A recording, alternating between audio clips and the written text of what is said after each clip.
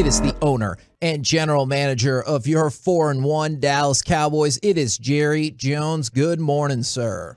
Hey, guys. Kevin, Corey, Mike, good to be on with you. Happy birthday, Great Jerry. to be on with you. Yesterday, man. Yeah.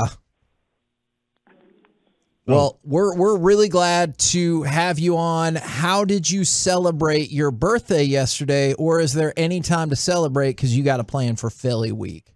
Well, no, I got to, with a well-organized, got to have a great celebration. I have, counting my grandchildren, I have 16 children or grandchildren, and along with Jean, and I had all but one with me last night. Wow. And we were at our home, and gosh, did we have a big time. We had the guy that wrote Don't Let the Old Man In. He sang for us with a special way to set that up. And then we had Jason D. Williams over here, and Jason D. is, the spitting image of Jerry Lee Lewis, and does all of his songs. And we just had a great time, but it was just with my immediate bunch, and really had a big time.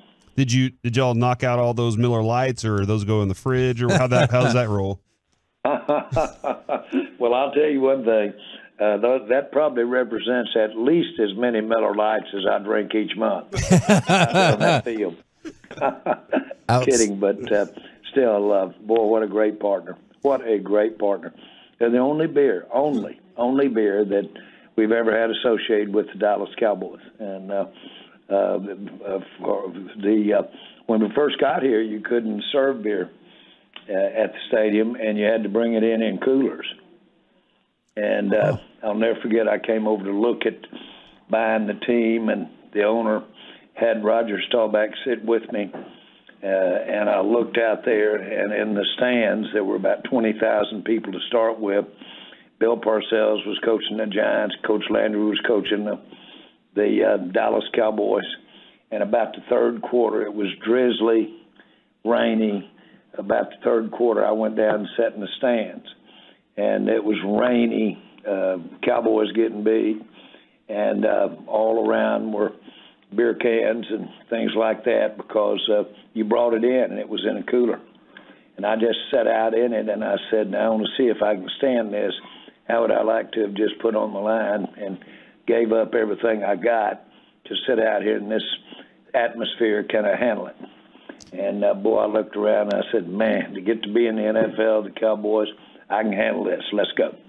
Love that story right there. Now we're all flying high on the 4-game win streak. Not a good time for distractions or anything, but I do have to ask you, the ESPN.com story yesterday with unnamed sources saying that Daniel Snyder had badmouthed you, saying that you can't trust Jerry Jones, and that you had supposedly told people you can't protect Daniel Snyder that much longer. I was hoping you could give us some insight into any of that. Well, I don't have that background at all, and so I don't have anything to say about it other than I don't know where people got the supposed resource from me. I can only speak to that. I can't speak to anything else that was said there. I've got a long relationship with Dan. It's certainly a competitive one on the field, and one that is a part of the NFL, and that had anything in that was news to me.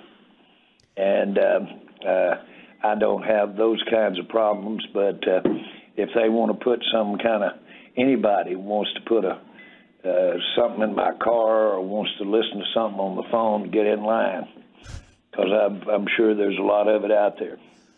I was curious, as one of the leading voices in the NFL, ownership or not, it seemed interesting to a lot of people yesterday that on the Thursday Night Football game, Al Michaels said that he thinks the league wants Dan Snyder to sell the Commanders. Have you ever heard any buzz like that, or do you get that sense from the rest of the owners in the league?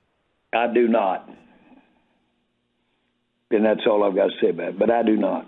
Jerry, you said you're competitive on the field. I know you've got to feel that way with a lot of different owners too. Is there competition in business off of the field too with you guys, with all the owners? But not as much at all. Okay. Owners are not natural allies. They just are not, because of the competitive aspect of and what it means to individual owners to compete and represent those various NFL teams. So it's not a natural partnership at all. And but that still doesn't mean you don't have a lot of respect, and I do for owners. I know them to be have high integrity, and I would represent that throughout the NFL as to my opinion of the other owners. When we're talking about the other owners in the league, I was kind of curious, and then I swear we have lots of Cowboys questions too. Ask who his best friend is? No. Oh. I was curious if you can give us any insight into your thoughts about the owners' vote that's supposedly going to take place Tuesday about the Stan Kroenke lawsuit settlement and who should pay that bill. Well, Stan is one of the great owners in the NFL. And I underline great. His commitment in Los Angeles and to the Rams has I don't know that I can point to anybody that's been equal to that of their contribution to the welfare of the league. And so that's recognized by all owners of what he has contributed. And that stadium and the commitment that had to go with it was so surreal, really. And we're lucky to have him. When he got the opportunity to move that team to Los Angeles, I was sitting with Stephen, and I said, do you see anything that you learn about this procedure, or what we did involve for him to be the one to move to Los Angeles? And he said, well, I gave this, and I said, no, what you need to do is when you are supporting somebody, and we really supported his move to Los Angeles, I said, when you make a choice of who you're supporting, make sure you're riding Secretariat. Okay. And that's exactly what Stan is and has been for the league. And, of course, what he's produced out there is such a great, if you will, credit to sports as well as the NFL.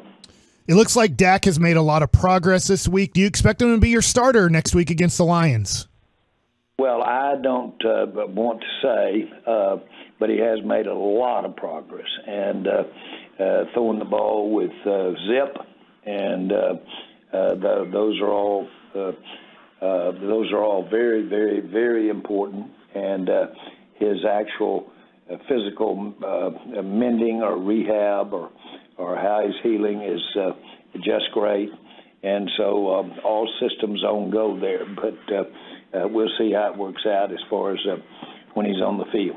You know, Jerry, I was thinking about this, and I know throwing the ball is one thing. I was wondering about taking the snap from the center, because that has to be something that the thumb has to get used to too, right?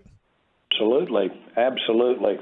And, you know, we wanted Dak. We didn't want to put him on IR because our fans need to understand if he were on IR, he wouldn't be out on the field right now. You can't put anybody if he had been within that time frame.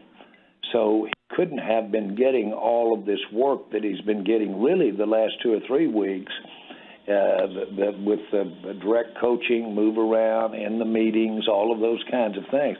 He couldn't have been doing all of that. So it was probably a perception that you were going to leave him off of IR so that he could be ready to play in the 4th game. No, you left him off IR principally because you wanted him to be getting ready every place else, mentally, physically, during the weeks before the 4th game or the 5th game. So it's worked. It's worked well. We did the right thing. Are you eager to get him back out there to see what this offense can really do, or do you look at this offense and say, no, there are other things that we were looking forward to with it? Well, I think it's all of that. Anytime you have a great player, you miss him when he's not on the field. That's trite almost to even say that. But I think when you say looking forward, what has happened is we have had all of our other players and team and coaches and everybody has stepped it up a notch. You've compensated for not having that Dak. And then, of course, Rush has just been lights out. I can say that from my perspective, too. And as Dak told me last week, I said, boy, I was really concerned when you first got injured about going forward these next games. And he said, well, you should have talked to me more because he said, Cooper's a hell of a quarterback. And we were in good hands. And so that's Dak, who's in the room with him every day. We got to all be involved, be a part of that as fans, as everybody, and no question we're a better team for it.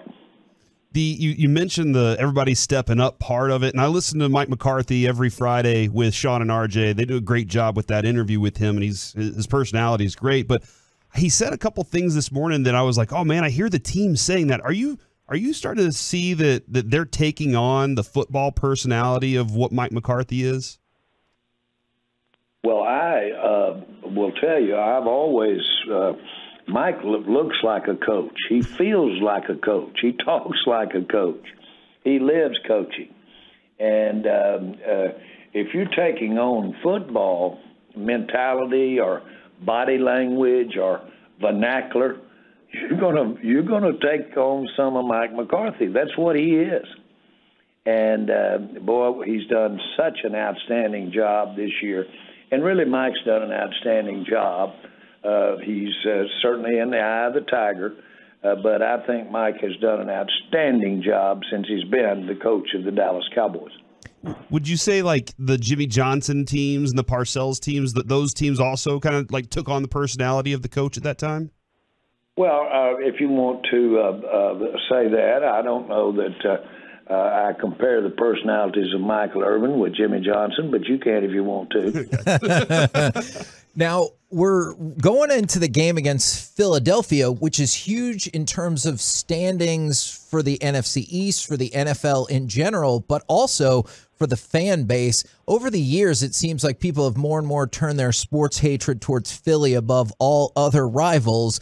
Do you get the sense that the Eagles are currently the most hated Cowboys rival, and who's your most hated Cowboys rival? Well, I think it's hard to separate today from years past because they are undefeated, and so they've got to be in our zero red dots in the circle. They've got to be the biggest one today. However, that New York Giants are playing well. This was a physical game that we played out here against the Washington team, but I would say Philadelphia because of how they're competing, the fact they've they won their first Super Bowl here 2 or 3 years back. I'd say all of that probably makes them a front out here as far as wanting to beat them with our fans.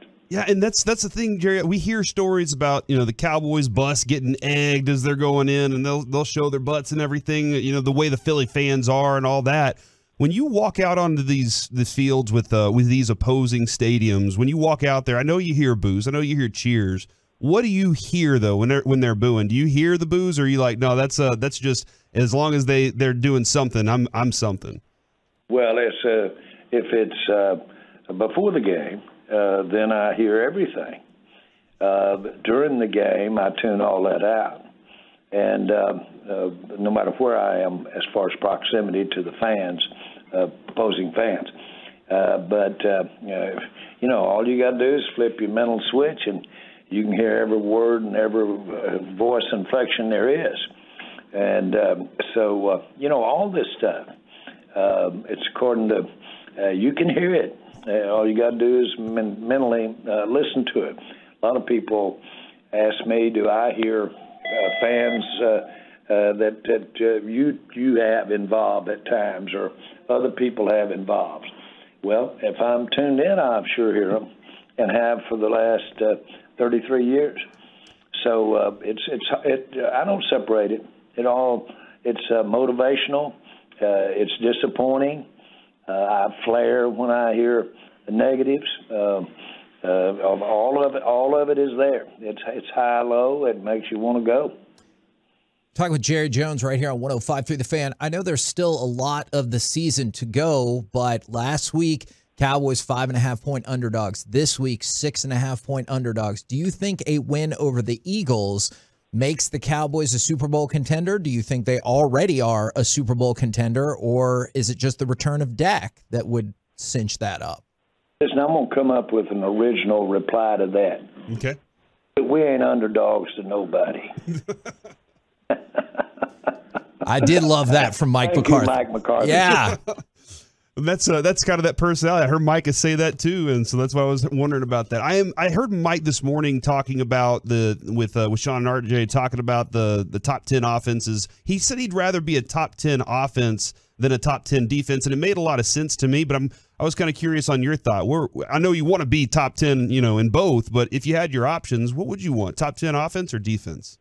Well, if we can, running the ball and ultimately ending up with a modest, let's say, passing percentage, or not percentage, but passing yardage, run the ball, and have the top or one of the top two defenses. I'm thinking about turnovers, the security involved with being able to run the ball and not rely on the passing. You give me a good running game, possession, give me a good field position, kick the ball, and then a strong defense. You're hard to beat. Now, you've got to get it going to get enough points up there to win it, but, boy, you're hard to beat. I'm not so sure that at the end of the day that is not the best way to get to the Super Bowl.